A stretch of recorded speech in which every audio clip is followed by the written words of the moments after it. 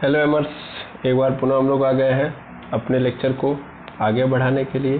जैसा कि हम लोगों का चैप्टर चल रहा है hello alkene and hello arenes, इसमें हम लोग हेलो एरिन्स के बारे में बात कर रहे थे।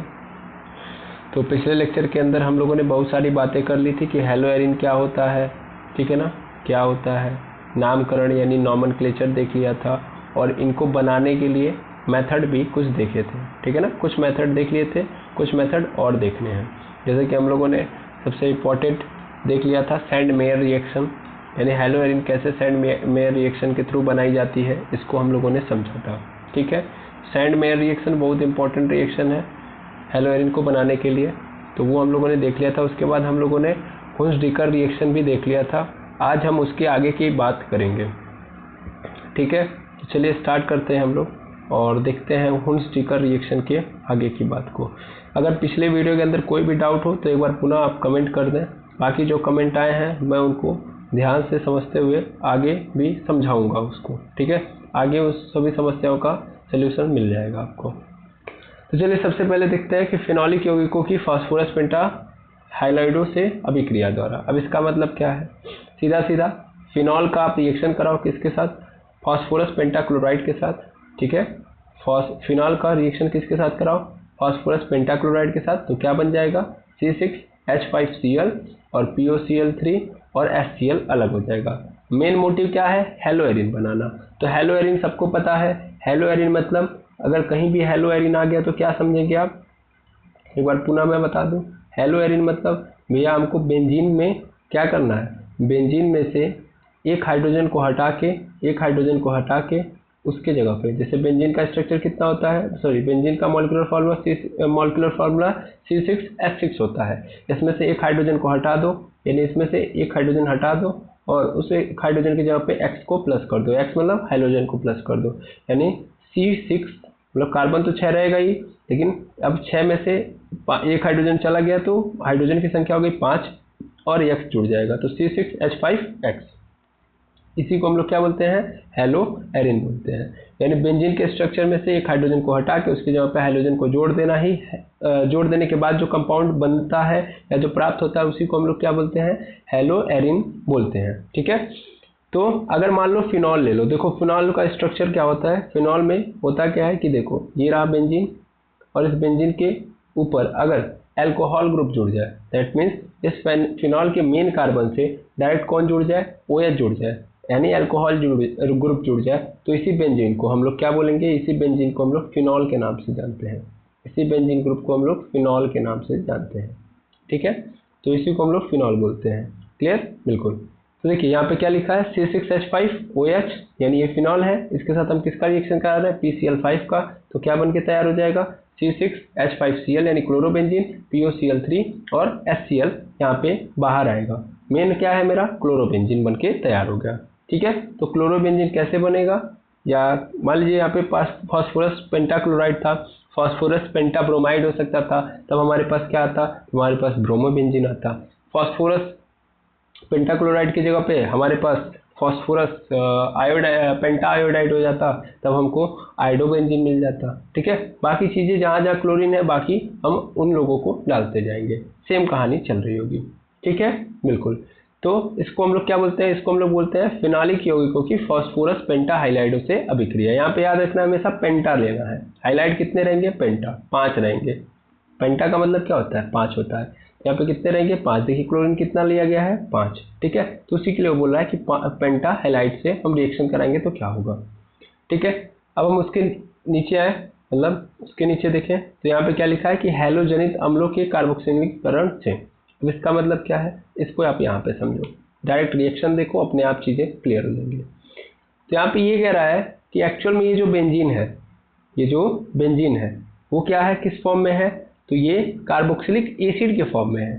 दैट मीन्स मैं यहाँ पे बोल सकता हूँ कि भैया था तो ये हेलो एरिन, क्या था ये, हेलो एरिन, लेकिन इस हेलो एरिन के अंदर क्या जुड़ गया है, इस हेलो एरिन के अंदर जुड़ चुका है कार्बोक्सिलिक एसिड वाला ग्रुप। कार्बोक्सिलिक एसिड के अंदर भी कौन सा, सोडियम एसीटेट, सोडियम एसीटेट ऐसे बोल सकता हूँ मैं, सोडियम एसीटेट या COONA इस हेलो एरिन के साथ जुड़ा हुआ है, हेलो एरिन के साथ COONA जुड़ा हुआ है, ठीक है, बिल्कुल।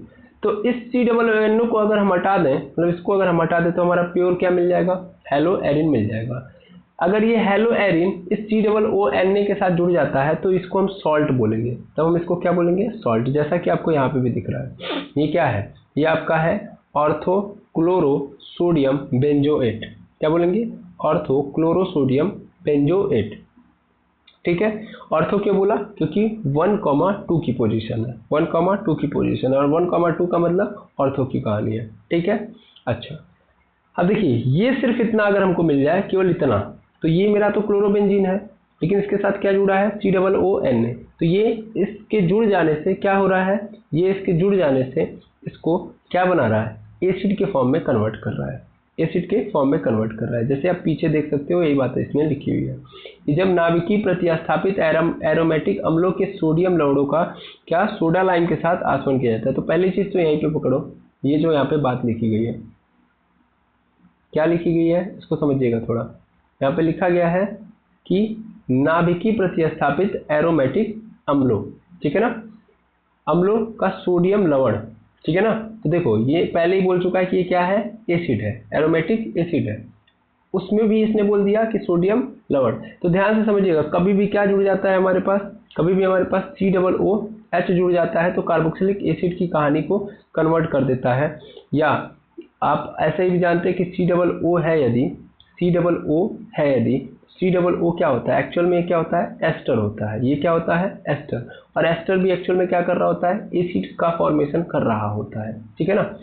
अगर आपको ज़्यादा नहीं समझना है, थोड़ा सा समझना है, तो थोड़े में आप इतना समझ सकते हो कि भैया हेलो एरिन है, इस हेलो एरिन के साथ क्या जुड़ा होगा, COONA, तो ये क्या बना रहा होगा, सॉल्ट बना रहा होगा। ठीक है, अब इस सॉल्ट के साथ हम किसका रिएक्शन करा रहे हैं, तो NaOH का। इसको ही हम लोग क्या नाम देते हैं, सोडा लाइम, इसी को हम लोग क्या बोलते हैं, सोडा लाइम।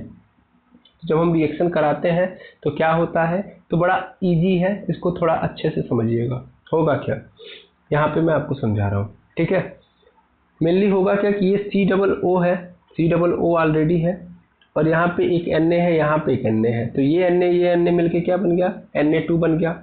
बाकी ये C तो एक ही रहेगा, तो C भी यहाँ पे एक ही है, ये दो और ये एक हो मिलके कितना हो गया, 3, तो ये क्या बन गया, Na2CO3, Na2CO3, और Na2CO3 क्या होता है, सोडियम कार्बोनेट। ये क्या है, सोडियम कार्बोनेट, ये क्या बन गया, सोडियम कार्बोनेट। ठीक है, NO2CO3। और इस पूरे के जगह पे देखिए ये कहाँ पे आया था, एक हाइड्रोजन को हटा के आया था, COONA कैसे जुड़ा था भाई, सीधा सीधा पकड़ो, यहाँ से इसको भी हटाओ, यहाँ पे C, यहाँ पे C, यहाँ पे C, यहाँ पे भी C, यहाँ पे C, यहाँ पे C, और यहाँ पे C। बाकी सब जगह पर हाइड्रोजन जुड़े हुए हैं। ठीक है, हाइड्रोजन जुड़े हुए हैं, यहाँ पे भी हाइड्रोजन, यहाँ पे भी हाइड्रोजन, यहाँ पे भी हाइड्रोजन, नहीं यहाँ पे तो ऑलरेडी हो चुका है। तो हुआ क्या कि सबसे पहली चीज़ तो इस वाले हाइड्रोजन को हटा के, इस वाले हाइड्रोजन को हटा के यहीं पे क्या जुड़ा हुआ है, COONA जुड़ा हुआ है। ठीक है, और इस वाले हाइड्रोजन को हटा के यहाँ पे क्या जुड़ा हुआ है, Cl जुड़ा हुआ है। ठीक, अब अगर मैं बात करूँ यहाँ पे, तो क्या किया गया, रिएक्शन कराया गया है NaOH से, तो NaOH से कराया गया है, तो ये Na मिलके क्या बना दिया, Na2 बना दिया, Na2। ठीक है, ये C था एक, तो ये C ऐसे ही रहेगा। ठीक है, और ये डबल O था, और ये एक O लेके, ये एक O लेके क्या हो गया, 3 O हो गए, तो Na2CO3 बन गया। ठीक है, यानी ये पूरा का पूरा ग्रुप यहाँ से हट गया। अब जब सब हट गया तो हाइड्रोजन को तो लाना पड़ेगा ना, मतलब किसी को तो लाना पड़ेगा, नहीं तो एक कार्बन क्या हो जाएगा, अनबैलेंस हो जाएगा भाई। बेंजीन के स्ट्रक्चर में हर एक कार्बन से एक हाइड्रोजन चाहिए ही चाहिए। तो इन पूरे की जगह पे देखिए NaOH में से भी ये सब पूरा का पूरा क्या हो गया, चला गया है, बचा क्या है, केवल और केवल ये H। तो इस H को यहाँ पे रख देंगे, बाकी क्लोरीन अपने पोजीशन पे बना रहेगा। तो क्या हो गया, Na2CO3 बाहर हो गया, और सभी चीज़ें फिर नॉर्मल हो गई। यहाँ पे क्या आ गया, हाइड्रोजन आ गया। ठीक है, बस इतना ही हुआ है, सिंपल। ठीक है, तो हमारे पास ये जो स्ट्रक्चर नजर आ रहा है, ये स्ट्रक्चर अब क्या बन गया, हेलो एरिन बन गया कि नहीं बन गया। देखो इसमें क्लोरीन ऊपर है ही, और यहाँ पे हाइड्रोजन है बाकी जगहों पे, तो एक क्लोरीन है और बाकी जगहों पे हाइड्रोजन है, तो ये क्या बन गया, क्लोरोबेंजीन बन गया, और ये बन गया आपका Na2CO3। ठीक है, आई होप आपको ये वाला भी कहानी समझ में आया होगा। तो आपको याद रखना है कि किस तरीके से हैलोजनित अम्लों के बी कार्बोक्सिलीकरण से हम लोग क्या हेलोएरिन प्राप्त करते हैं। ठीक है, बिल्कुल। अब हम आते हैं आगे औद्योगिक निर्माण में। औद्योगिक निर्माण का मतलब इंडस्ट्रियल पर्पस से अगर हम किसी चीज़ को बनाते हैं, इंडस्ट्रियल पर्पस मतलब मात्रा ज़्यादा होनी चाहिए, मात्रा ज़्यादा।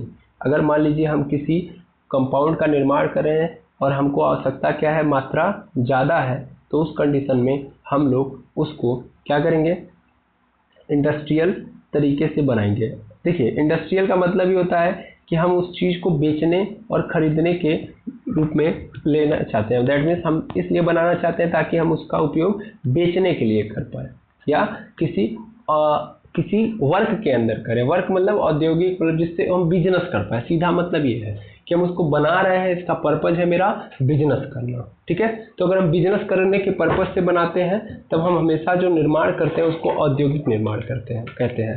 यानी हम यहाँ पे बनाने जा रहे हैं तो हमारा मेन पर्पज है हेलोएरिन का बिजनेस करना। ठीक है, तो हेलोएरिन का अगर आप बिजनेस करना चाहते हो तब उस कंडीशन में आपको ये विधि अपनानी चाहिए। ठीक है, आपको कौन सी विधि अपनानी चाहिए, ये वाली विधि, जब आप बिजनेस करना चाहते हो। तो इंडस्ट्रियल मैकेनिज्म या इंडस्ट्रियल प्रिपरेशन बोल सकते हैं हम। ठीक है ना। अब देखिए इसमें करना क्या है आपको, इसमें आपको बेंजीन लेना है, बेंजीन का भाप लेना है, सीधा सीधा बेंजीन वाष्प मतलब बेंजीन का भाप लेना है और हवा और हाइड्रोजन क्लोराइड के साथ मिक्स कर देना है। क्या कर देना है, मिक्स कर देना है। बेंजीन के भाप को हवा और HCl यानी हाइड्रोजन क्लोराइड के साथ, हाइड्रोक्लोरिक एसिड के साथ मिक्स कर देना है। और मिक्स करने के बाद, ठीक है ना, 200 डिग्री सेल्सियस पर, 200 डिग्री सेल्सियस पर कार्बन क्या बोलते हैं, कॉपर ऑक्साइड या कॉपर या आयरन के उत्प्रेरक के ऊपर गुजारेंगे हम। मतलब सीधा सीधा पकड़िएगा, हमने एक तो क्या लिया है, भाप लिया है। किसका भाप लिया है, C6H6 का। ठीक है ना, C6H6 का। और इस भाप के अंदर किसको किसको मिक्स कर दिया, इस भाप के साथ HCl को मिक्स कर दिया और ऊपर से हवा भी इसके अंदर डाल दी। ठीक है ना, यानी बेंजीन का भाप लिया और उसके अंदर HCl डाला और O2 डाला और इस पूरे को हम लोग 200 डिग्री सेल्सियस पर, 200 डिग्री सेल्सियस पर कॉपर या आयरन के उत्प्रेरकों के ऊपर से जब गुजारेंगे तो हमें जो प्राप्त होगा वो क्या होगा, हेलोएरिन होगा। और पानी वहां से बाहर निकल आएगा। ठीक है, पानी वहां से बाहर निकल आएगा और हमें प्राप्त हो जाएगा क्या, हमें प्राप्त हो जाएगा हमारा हेलोएरिन। और इसकी मात्रा क्या रहेगी, बहुत ज़्यादा। बहुत ज़्यादा का मतलब नॉर्मली या नॉर्मल मात्रा से इतनी ज़्यादा रहेगी कि हम उसका व्यापार कर सकते हैं। ठीक है ना, क्वांटिटी यहाँ पे हमको ज़्यादा मिलेगी। ठीक है ना, इस प्रक्रम को हम लोग रसिंग प्रक्रम कहते हैं। कौन सा प्रक्रम, रसिंग प्रक्रम कहते हैं। ठीक है ना, रसिंग प्रोसेस। क्लियर है, बिल्कुल। तो कैसे आप बिजनेस पर्पज से इसको बना सकते हैं ये भी आप लोगों ने समझ लिया। अब थोड़ी सी और बातों को आगे समझते हैं। जैसे यहाँ पे लिखा है कि हेलोएरिन के CX आबंध की प्रकृति। अब CX आबंध का मतलब कि भैया हेलोएरिन में जो कार्बन होता है और हाइड्रोजन होता है, इसके बीच में जो बॉन्ड बन रहा है वो कैसा होता है। तो आप सभी लोग जानते हैं, इसके पहले भी हम लोगों ने देखा था कि देखिए मेनली जब हम बेंजीन की बात कर रहे हैं तो C6H6, तो इसमें कौन केवल है, सिर्फ कार्बन है और इसके साथ हाइड्रोजन है। तो कार्बन और हाइड्रोजन है, मेनली कार्बन और हाइड्रोजन है। लेकिन जब हम क्या बात कर रहे हैं C6H5X की, तो अब कार्बन हाइड्रोजन तो है ही, लेकिन अब उसके साथ साथ क्या आ चुका है, कार्बन और हाइड्रोजन। यहाँ पे तो केवल और केवल कार्बन हाइड्रोजन है और यहाँ पे क्या आ चुका है, कार्बन और हाइड्रोजन आ चुका है। अब अगर मैं बात करूं कि मैं इस हाइड्रोजन को अगर हटाना चाहूं तो वो ज़्यादा आसान है कि ये हाइड्रोजन हटाना आसान है। ठीक है, तो एक्चुअल में कार्बन और हाइड्रोजन के बीच में जो बॉन्ड बनता है उससे तगड़ा बॉन्ड कार्बन और हाइड्रोजन के बीच में बनता है। यही कारण है कि बेंजीन जो होता है ज़्यादा क्रियाशील होता है, जबकि C6H5X क्या होता है, कम क्रियाशील होता है। इसका कारण क्या है, इसका कारण यह है कि जब हाइड्रोजन जुड़ जाता है तो इसको आसानी से हम अलग नहीं कर सकते। तो अगर कोई दूसरा एलिमेंट आ भी रहा है तो ये कार्बन इस हाइड्रोजन को छोड़ेगा नहीं, तो पकड़ेगा नहीं दूसरे को, और जब पकड़ेगा नहीं तो रिएक्शन होगा ही नहीं। भाई रिएक्शन में क्या होता है कि एक को छोड़ के दूसरे को पकड़ना है, लेकिन यहाँ पे इतना अच्छे से मजबूती से पकड़ लिया गया है, ठीक है, कि भाई कार्बन और हाइड्रोजन के बीच में इतनी तगड़ी बॉन्डिंग हुई है कि ये दोनों एक दूसरे को नहीं छोड़ रहे हैं या नहीं छोड़ना चाह रहे हैं। तो इससे होगा क्या कि ये दूसरे के, मतलब ये जो कार्बन है ये दूसरे के साथ जुड़ेगा ही नहीं, तो जुड़ेगा नहीं या जुड़ने की इच्छा कम रखेगा तो रिएक्शन क्या होगा, कम होगा। ठीक है ना, रिएक्शन कम यानी क्रियाशीलता कम होगी। जबकि यहाँ पे ये इजीली इसको हटा के दूसरे को लाना चाहता है, ठीक है ना, यानी इस हाइड्रोजन को आसानी से हटा देता है और दूसरे हाइड्रोजन को पकड़ लेता है या दूसरे एलिमेंट को पकड़ लेता है। तो C6 is more reactive than C6H5X, ठीक है। यहाँ पे यही बात बोली गई है। यहाँ पे बोला गया कि हेलो एल्केन के जो CX आबंध की मतलब आबंध जो होता है, मतलब यह आबंध हेलो एल्केन के CX आबंध की अपेक्षा प्रबलतम होता है। अच्छा, ये बात भी समझना जरूरी है। अगर ये हेलो एल्केन होता, नॉर्मली हेलो एरिन में C और X के बीच की बॉन्डिंग, हेलो एरिन में, ये भी समझो, हेलो एरिन में C और X के बीच की जो बॉन्डिंग होती है, और हेलो एल्केन में भी हम लोगों ने समझा था कि एल्केन में क्या एक हाइड्रोजन को हटा के वो जुड़ जाए, हैलोजन जुड़ जाए। तो हेलो एल्केन में जो बॉन्डिंग होती है कार्बन और किसके बीच में, यहाँ पे देखिएगा C और X है, ये क्या है, हेलो एरिन है, ठीक है, हेलो एरिन। और फिर यहाँ पे C और X है, लेकिन ये किसका है, हेलो एल्केन का है। तो जो बॉन्डिंग यहाँ पे होती है, मतलब जो C और X के बीच में बॉन्डिंग यहाँ पे होती है, या जो पकड़ होती है यहाँ पे, और जो पकड़ यहाँ पे होती है, तो इन दोनों में सबसे ज़्यादा पकड़ किसके पास होती है, यहाँ पे। यानी यहाँ पे CX के साथ कुछ ज़्यादा ही तगड़ा बॉन्डिंग बनाता है as compare to haloalkane के अंदर कार्बन किसी हाइड्रोजन के साथ जब बनाता है, ठीक है। तो हेलो एरिन क्या होता है, मोर स्टेबल होता है देन हेलो एल्केन से। देखो, जो जितना तगड़ा बॉन्ड बनाएगा वो उतना स्टेबल होगा, ठीक है ना। तो हेलो एरिन कुछ ज़्यादा ही क्या होता है, स्टेबल होता है as compare to haloalkane.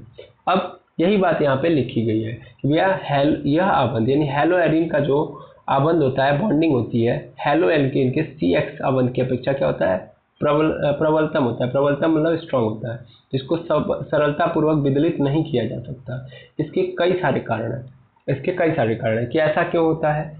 तो सबसे पहला जो लिखा गया और वो सबसे मतलब बड़ी बात है, इसको हम लोग नाम देते हैं रेजोनेंस इफेक्ट। यानी सबसे पहली बात तो हेलो एरिन के अंदर रेजोनेंस इफेक्ट पाया जाता है। क्या पाया जाता है, रेजोनेंस इफेक्ट। अब रेजोनेंस इफेक्ट क्या होता है, इसको समझने के लिए आपको सबसे पहले रेजोनेंस की कहानी समझनी पड़ेगी, ठीक है। तो इसीलिए मैं पहले ही बोल दे रहा हूँ कि आप लोग इसको लिख तो लो, लेकिन मैं रेजोनेंस का एक अलग से वीडियो लेके आऊँगा, क्योंकि रेजोनेंस एक छोटा टॉपिक नहीं है, अपने आप में एक अच्छा टॉपिक है जो आपको क्लास 11th के अंदर ही पढ़ाया जाता है। बट मुझे पता है कि हो सकता है कि कई स्टूडेंट ऐसे होंगे, कई एमर्स ऐसे होंगे जिन्होंने रेजोनेंस नहीं पढ़ा होगा, तो ये ज़रूरी है, इसलिए मैं अलग से एक टॉपिक लेके आऊँगा रेजोनेंस का, जहाँ पे मैं रेजोनेंस के बारे में आपको समझा रहा हूँ, ठीक है। तो इसीलिए मैं इसको यहीं पे छोड़ रहा हूँ। बस मैं ये बता रहा हूँ कि भैया हेलो एरिन के अंदर कार्बन और हाइड्रोजन के बीच की जो बॉन्डिंग होती है वो तगड़ी होती है as compare to haloalkane. तो इसका कारण होता है जो सबसे पहला, वो होता है रेजोनेंस इफेक्ट। यानी हेलो एरिन रेजोनेंस इफेक्ट को दिखाता है, जबकि हेलो एल्केन रेजोनेंस इफेक्ट को नहीं दिखाता है। तो रेजोनेंस इफेक्ट क्या है, इसको हम नेक्स्ट वीडियो के अंदर डील करेंगे। उसके अलावा और क्या कारण है, उसके अलावा जो कारण है, उसके अलावा का कारण समझिएगा। उसके अलावा कारण है कि हेलो एरिन में CX आबंध का C परमाणु कैसा होता है, sp2 संकरित होता है, जबकि हेलो एल्केन में CX आबंध का C परमाणु sp3 संकरित होता है। ये भी कहानी समझनी पड़ेगी। अब आप हाइब्रिडाइजेशन जानते होंगे। हाइब्रिडाइजेशन का मतलब ये होता है, सीधा मतलब मैं समझा रहा हूँ। देखो, एक कार्बन कितने एटम से जुड़ा हुआ है, सीधा पकड़ो, एक कार्बन कितने एटम से, अलग अलग एटम से जुड़ा हुआ है। तो मान लो ये कार्बन है, अगर क्योंकि कार्बन की टेंडेंसी कितनी होती है, 4 बनाने की, तो अगर कार्बन 4 अलग अलग लोगों से जुड़ा है, या मैं ऐसे बोल रहा हूँ कि कार्बन से 4 लोग जुड़े हुए हैं। कार्बन से कितने लोग जुड़े हुए हैं, 4। तो कार्बन से यदि 4 लोग जुड़े हुए हैं, A, B, C, D, 4 लोग जुड़े हुए हैं, ठीक है। तो इस कंडीशन में कार्बन कौन सी हाइब्रिडाइजेशन शो करेगा, sp3, ठीक है ना। यानी अगर एक कार्बन से 4 लोग जुड़े हुए हैं तो इस कंडीशन में कार्बन की का हाइब्रिडाइजेशन कितना होगा, sp3 होगा। इतना पकड़ोगे, ठीक है। अच्छा, लेकिन अगर मान लीजिए यही कार्बन है, इस कार्बन से मात्र 3 लोग जुड़े हैं, ऐसे कैसे पॉसिबल सर, ऐसे कैसे पॉसिबल है, इससे मात्र 3 लोग जुड़े हैं, सॉरी हाँ 3 लोग जुड़े हैं। अब एक B, मतलब ये A, B और इसने किसी दूसरे मतलब किसी एक एलिमेंट के साथ डबल बॉन्ड बना लिया, डबल बॉन्ड बना लिया, मान लेता हूँ सी के साथ इसने क्या बना लिया, फिर से डबल बॉन्ड बना लिया। तो देखो ए बी सी, और इस सी के साथ इसने क्या बना लिया है, डबल बॉन्ड। तो इस कंडीशन में ये जो कार्बन है वो कितने लोगों से जुड़ा हुआ नजर आ रहा है, एक तो ए से, एक तो बी से और एक तो सी से। इसका मतलब ये 3 लोगों से जुड़ा हुआ है, और 3 है तो इसका मतलब इसका जो हाइब्रिडाइजेशन नंबर होगा वो कितना होगा, sp2।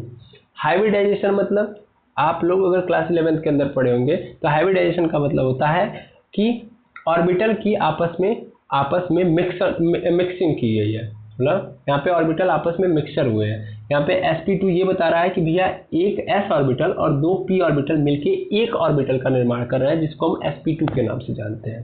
ठीक है, आपको जो याद रखना है वो ये है, और इसको समझते जाइए। फिर से मैं बता रहा हूँ, sp3 का मतलब, sp3 अगर मान लीजिए है तो कैसे पहचानेंगे, तो इसका मतलब होगा कि एक कार्बन यहाँ पे 4 लोगों से जुड़ा होगा। मान लो ये कार्बन है तो एक दूसरे कार्बन से सिंगल बॉन्ड से जुड़ा है, फिर बाकी और अलग अलग एलिमेंट इससे जुड़े हुए हैं।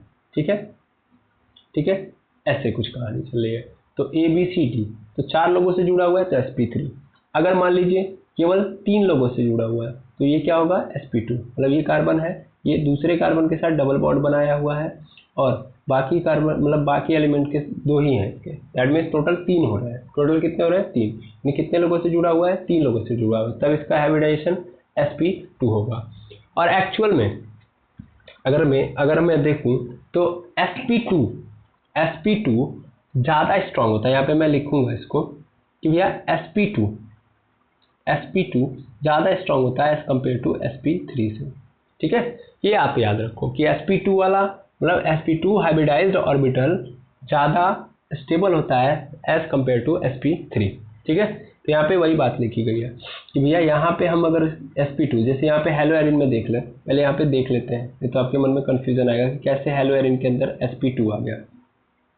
इसको हटाओ, यहाँ पे कार्बन को पकड़ो, ये कार्बन फिर इस कार्बन से जुड़ा है, फिर ये यहाँ पे दूसरे कार्बन से, फिर ये इस कार्बन से, फिर ये इस कार्बन से, फिर यहाँ पे कार्बन, फिर यहाँ पे कार्बन, टोटल 6 कार्बन हो गए। तो यहाँ पे 3, यहाँ पे 3, 6।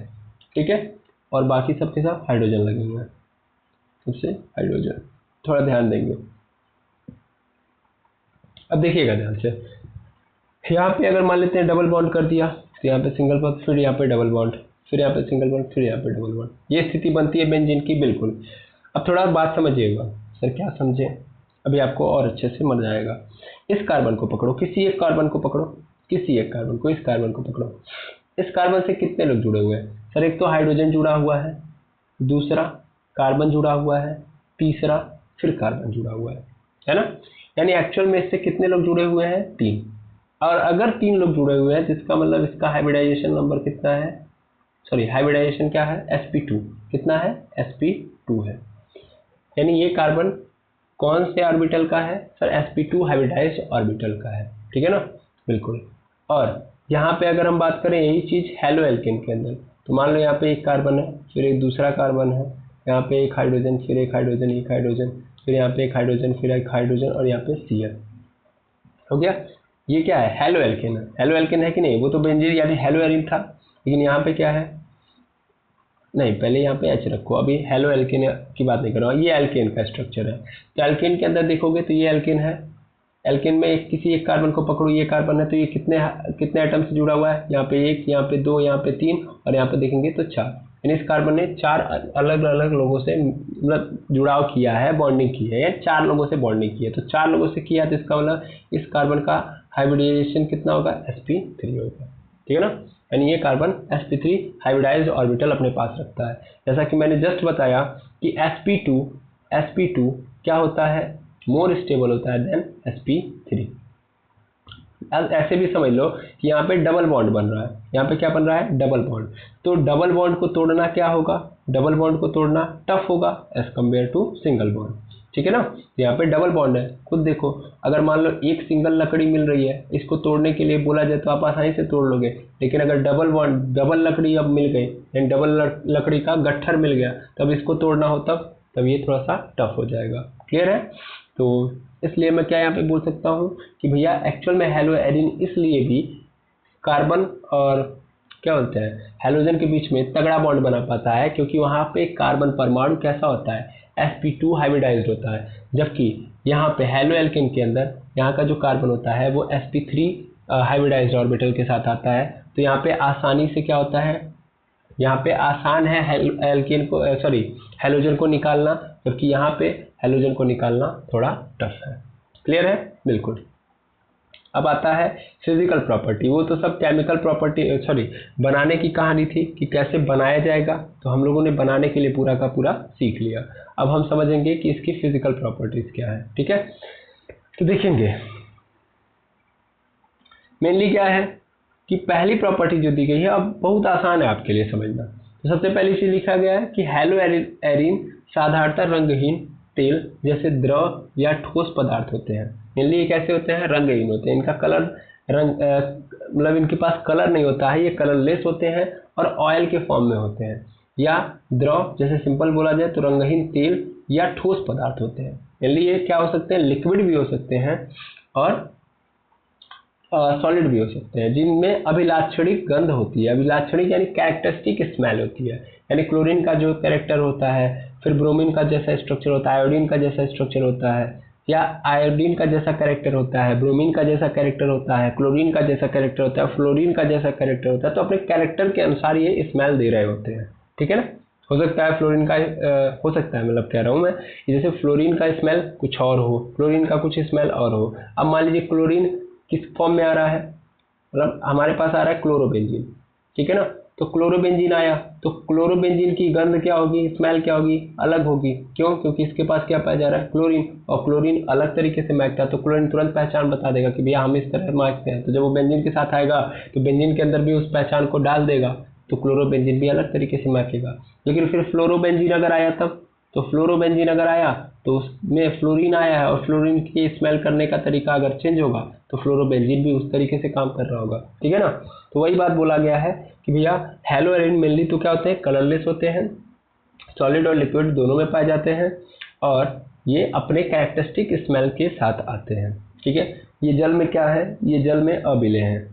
ठीक है, तो ये बात याद रखिए, जल में अबिले हैं, क्योंकि आप सबको पता है कि अगर किसी को जल में मिलना है या घुलना है, ठीक है, यानी अगर कोई पदार्थ चाहता है कि वो जल में घुले, तो उसके लिए उसको क्या करना पड़ेगा? जल के साथ यानी वाटर के साथ हाइड्रोजन बॉन्ड बनाना पड़ेगा।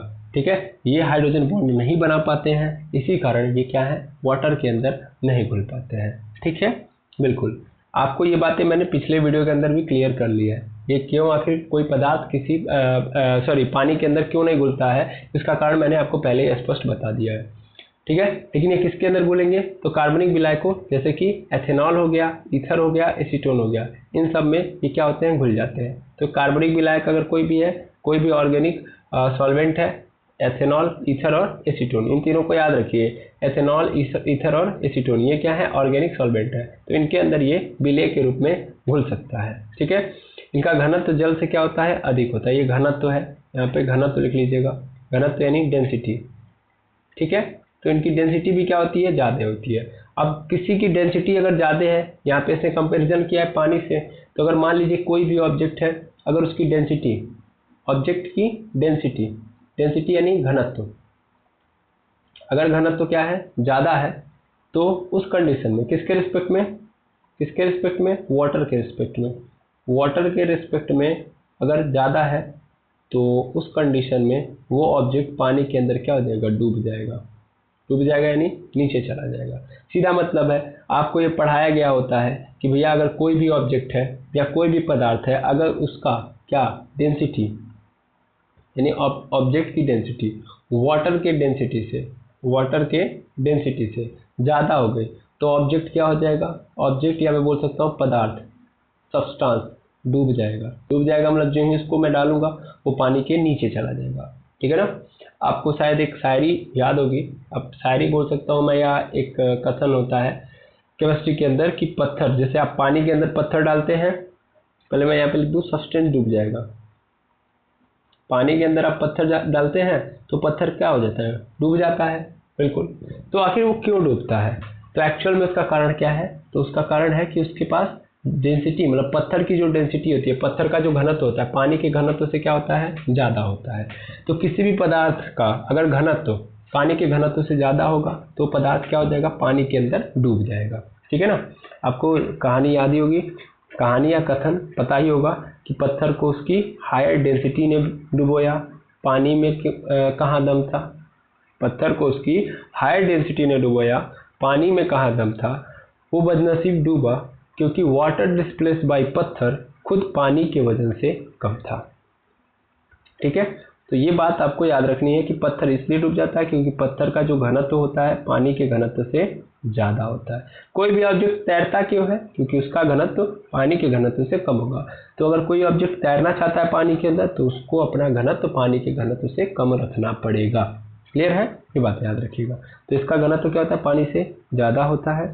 ये पानी के अंदर नहीं घुल सकता क्योंकि ये हाइड्रोजन बॉन्ड नहीं बना सकता पानी के साथ, इसीलिए क्या होता है एथेनॉल, ईथर और एसीटोन में घुलता है। और ये कलरलेस होता है, कलरलेस ऑयल जैसे ठोस या मतलब लिक्विड एंड सॉलिड के फॉर्म में मिलेगा और इसकी अपनी एक कैरेक्टरिस्टिक स्मेल होती है। अब आता है रासायनिक गुणधर्म। रासायनिक गुणधर्म मतलब अगर हम इसको किसी के साथ लेके जाए, मतलब हेलोएरिन है मेरा और इस हेलोएरिन का हम किसी दूसरे केमिकल के साथ रिएक्शन कराएं तो ये क्या क्या दे सकता है। ठीक है, देखिए हेलोएल्केन में भी हमने पढ़ा था कि हेलोएल्केन पहले बनता कैसे है। ठीक है ना, बनता कैसे मतलब क्या होता है, पहला तो सीखा क्या होता है, यहाँ पे मैं बता दूं। पहली चीज हम हमेशा क्या सीखते हैं, क्या होता है। फिर दूसरी चीज नामकरण क्या होगा, मतलब नाम कैसे लिखेंगे, तो नॉमेनक्लेचर सीखा। नॉमेनक्लेचर सीखने के बाद अब क्या सीखा, उसके बाद बनाएंगे कैसे, तो बनाना सीखते हैं। फिर चौथे नंबर का काम क्या करते हैं, बना लिया तो गुणधर्म देखते हैं। गुणधर्म, और गुणधर्म भी कितने देखते हैं, दो। एक तो भौतिक, भौतिक यानी फिजिकल, और दूसरा रासायनिक। ठीक है, बिल्कुल, तो यही काम करते हैं हम लोग। अब रासायनिक गुणधर्म की अगर बात करें तो सबसे पहले कई सारे यहाँ पे आपको नजर आएंगे। रासायनिक गुणधर्म को हम तीन प्रकार में डिवाइड करते हैं। सबसे पहला है, तीन प्रकार नहीं, अभी मैं आगे आगे करके बताता हूँ। सबसे पहला है कि बेंजीन नाभिक के कारण अभिक्रिया। बेंजीन नाभिक के कारण अभिक्रिया, पहले इसको मैं समझा दूँ, पूरा आपको दिखा दूँ। ठीक है ना, बेंजीन नाभिक के कारण अभिक्रिया। दूसरा क्लोरीन परमाणु के कारण अभिक्रिया। तीसरा अन्य अभिक्रिया। ठीक है, अन्य अभिक्रिया। और जब आप तीनों अभिक्रिया देख लोगे तो आपको समझ में आ जाएगा। दैट मीन्स अगर हमको रासायनिक गुणधर्म पढ़ना है तो ध्यान दीजिएगा, हेलोएरिन है तो हेलोएरिन किसी के साथ रिएक्ट करेगा तो वो तीन प्रकार से यहाँ पे नजर आएंगे आपको।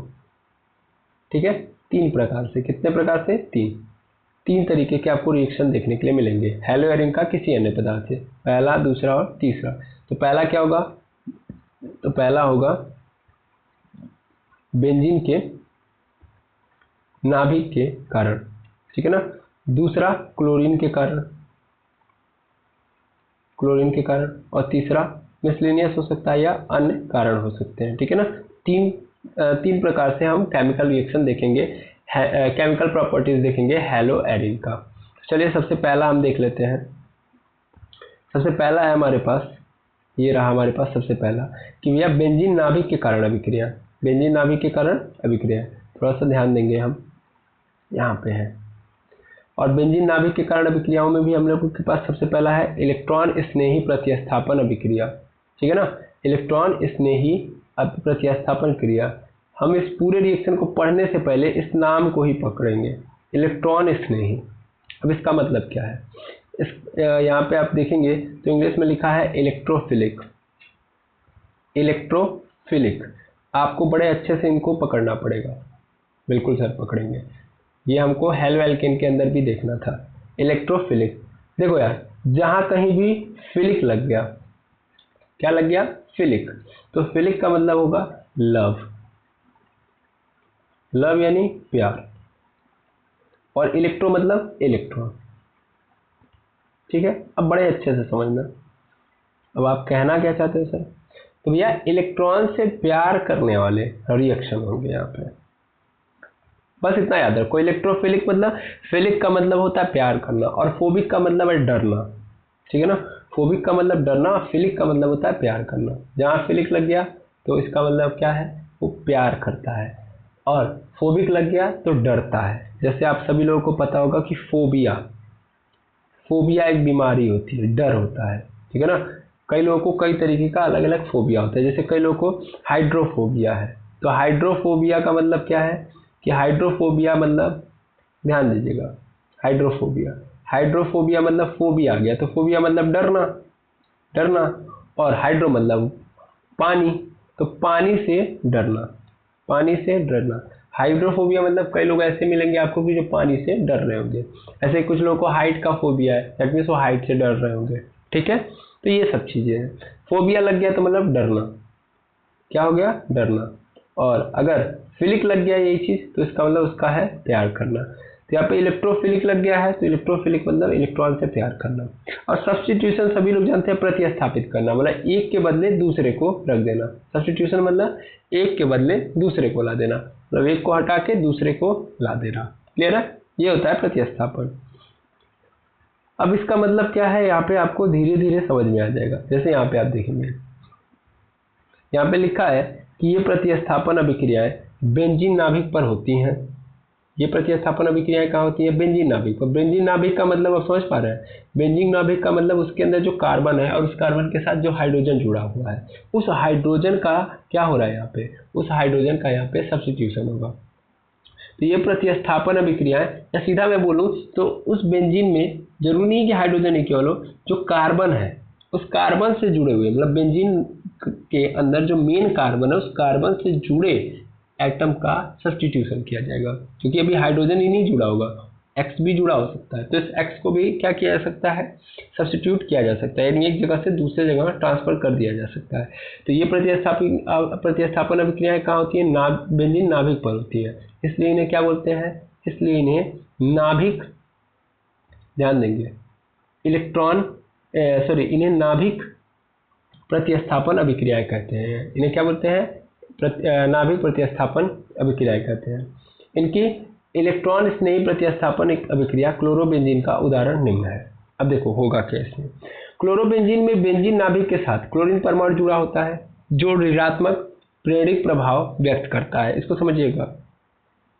और यह बेंजीन के कार्बन से इलेक्ट्रॉन अपनी ओर आकर्षित करने की प्रवृत्ति रखता है। फलस्वरूप, अब देखना होगा क्या, बड़े इंपॉर्टेंट टर्म यहाँ पे दिए गए हैं, इनको जानना बहुत जरूरी है। ठीक है ना, इलेक्ट्रॉन अपनी ओर आकर्षित करने की प्रवृत्ति रखता है, फलस्वरूप ओपी प्रतिस्थापन का विरोध करता है, परंतु धनात्मक इलेक्ट्रोमेरिक तथा अनुनादी प्रभाव के कारण क्लोरीन परमाणु से इलेक्ट्रॉन बेंजीन नाभिक की ओर आकर्षित होते रहते हैं। अब यहाँ पे जानते हैं फंडा क्या है, यहाँ पे एक्चुअल में आपको पुनः क्या ला दिया गया है, यहाँ पे पुनः ला दिया गया है रेजोनेंस के इफेक्ट को। यानी अब हमारी थ्योरी जो कह रही है वो ये कह रही है कि भैया अब रेजोनेंस पढ़ना ही पड़ेगा, बिना रेजोनेंस पढ़े हमको ये चीज़ें समझ में तो आने वाली नहीं है। यानी यहाँ पे एक्चुअल में अगर देखें, अगर मैं मोटी मोटा समझाऊँ ऊपर से, तो जैसा कि आप सबको पता है कि ये जो क्लोरीन है वो क्लोरीन क्या है, वो क्लोरीन कैसा है, सर वो क्लोरीन को क्या प्रेम, मतलब किससे क्या अच्छा लगता है, क्लोरीन को अच्छा लगता है इलेक्ट्रॉन। क्यों क्लोरीन को अच्छा लगता है इलेक्ट्रॉन, ये आप सबको पता है कि क्लोरीन का एटॉमिक नंबर कितना होता है, 17, और ये किसकी तरह बनना चाहता है, तो ये बनना चाहता है ऑर्गन मतलब 18 की तरह। अब ये क्लोरीन ऑर्गन की तरह कैसे बन पाएगा, तो अगर इसको एक इलेक्ट्रॉन मिल जाए तभी तो ये बन पाएगा। तो ये हमेशा एक इलेक्ट्रॉन के लालच में जीवन जी रहा होता है, तो ये एक इलेक्ट्रॉन का लालच हमेशा रखता है।